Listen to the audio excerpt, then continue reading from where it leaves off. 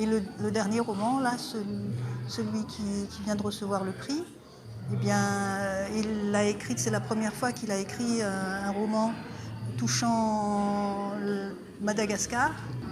Il y a des événements, l'histoire de Madagascar qui l'ont touché là aussi.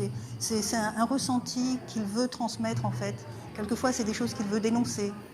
Ce n'est jamais gratuit en fait. Là, dans ce roman particulier, il voulait dénoncer certaines pratiques. Donc ça part de l'histoire d'un couple dont la femme donc, attend un bébé. Et en fait, les deux sont dans une région où avoir des jumeaux, c'est une malédiction. C'est-à-dire que si on a des jumeaux dans cette région, il vaut mieux soit le cacher, soit abandonner l'enfant. Généralement, c'est plus la pratique.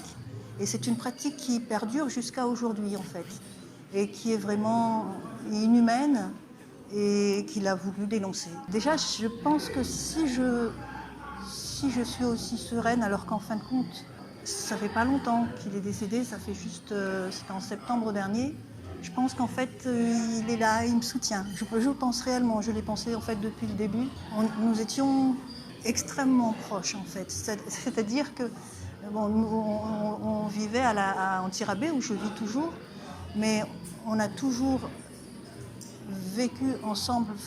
On faisait les mêmes. On n'avait pas les mêmes projets, mais on s'accompagnait toujours dans nos projets. Du coup, malgré le fait qu'il ne soit plus là, j'ai l'impression qu'il est toujours avec moi. Et ça me donne une force, une sérénité que je ne m'explique même pas en fait. Parce que je sais, j'ai déjà vu des veuves, et généralement les veuves elles sont effondrées au moins les premières périodes de leur vie. Mais lui il disait tout le temps que nous étions des âmes sœurs en fait. Alors quand j'y pense, ça me fait un peu... Mais après, quand je vois que j'arrive à prendre contact avec la COI pour donner les renseignements qu'ils veulent, je me dis qu'en fait, il est là, il me soutient toujours comme on s'est toujours soutenu. Donc c'est vrai qu'il y a l'émotion, mais en même temps, je le vis mieux que ce qui aurait dû être, en fait, je crois.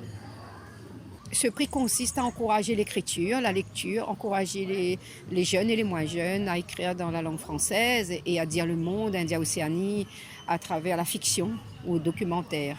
Voilà, c'est aussi aider les gens à regarder autour de soi, un entraînement pour un vivre ensemble, pour comprendre l'autre, se comprendre et raconter sa vie au quotidien et l'histoire, la place de l'histoire dans sa vie de tous les jours. Ce prix a lieu la première fois, mais on pense sincèrement avec le succès qu'il y aura une deuxième étape et on va habituer les gens à ce grand rendez-vous. C'est un grand rendez-vous francophone qui incite les gens à avoir la langue française en partage dans une pluralité de cultures.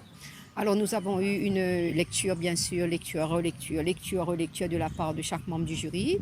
Ensuite, la COI a organisé une rencontre pour sélectionner les écrits. Et ensuite, on a sélectionné 3. On s'est mis d'accord sur 3 et ensuite sur 1 pour le lauréat.